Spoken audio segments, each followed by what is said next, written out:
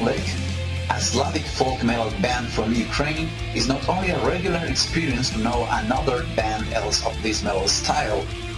Their melodies are truly mesmerizing and emotive. We found out powerful and dark riffs and also a special word performance of rollings and clean voices. This is a brilliant first production, and for this reason we contact them for this interview. Please guys, tell us how Kromlekh began and who are current lineup.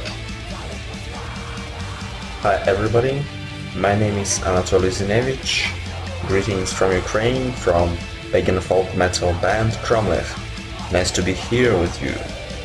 The band began to form in a year 2004, when our vocalist and guitarist Metro, along with his mates, started to play synth black metal with folk influences. In years 2007-2008, the band's lineup was completed. At the same time, band got its current name and changed its style.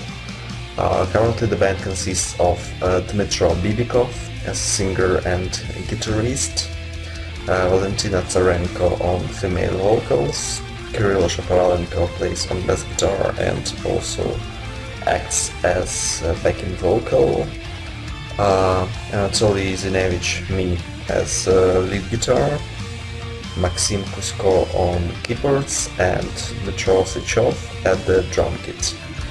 What is the reason you have picked the name Kromlekh?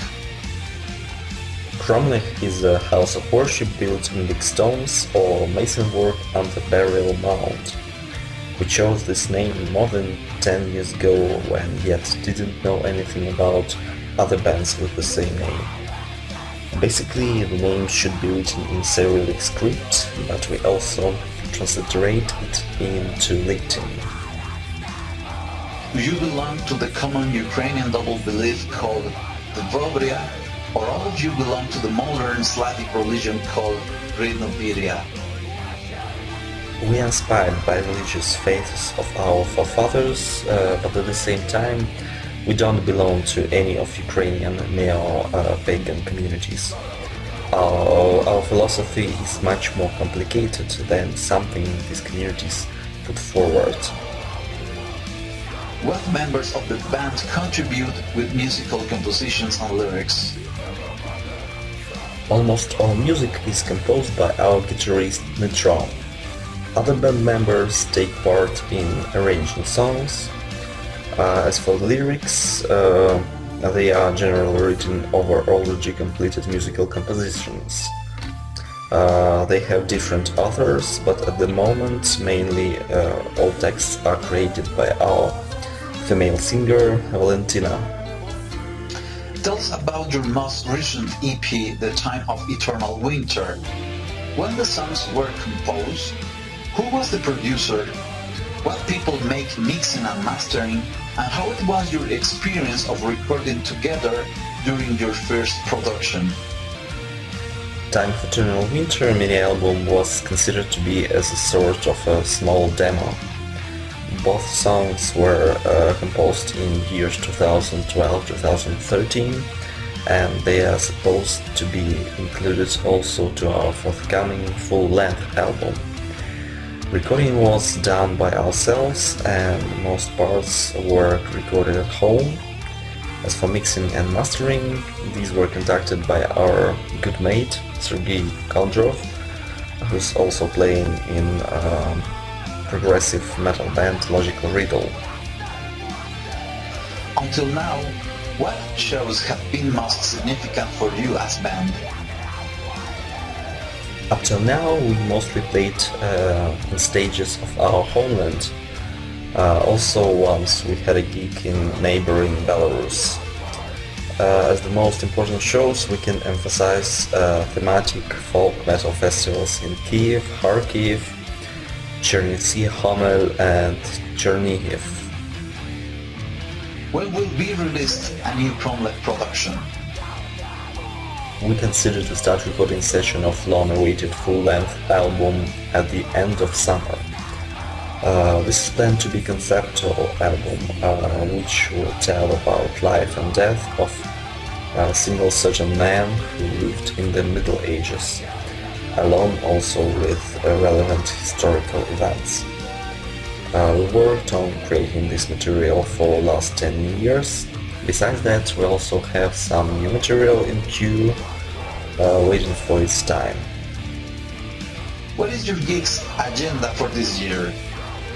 At the moment we are focused on forthcoming recording and therefore have no big plans for live shows until it's done. Please mention your 6 top metal albums that you acknowledge as musical influences. For Dmitro Bibikov, this is Nocturnal Mortal Necrist. For our bass guitar player Kirill, this is a self-titled album of Ensiferum. Our female singer Valentina is inspired by Dark Funeral Diabolus Interim. Our drummer said that for him it is Morbid Angel, Gateways to Annihilation. As for the keyboard player Maxime, this is Svarga, symbol of will, and as for me, I am a fan of more melodic music, mainly heavy power metal, but I can say that one of my favorites is Gamma Ray Land of the Free. Some final words for our Metal Under audience. As already mentioned, for the end of this year we plan to release our long-awaited album, so stay tuned for our news and also be true and listen to metal. Now we will introduce the song The Time of Eternal Winter. We appreciate and we thanks to Kromlekh for this interview with Metal Under.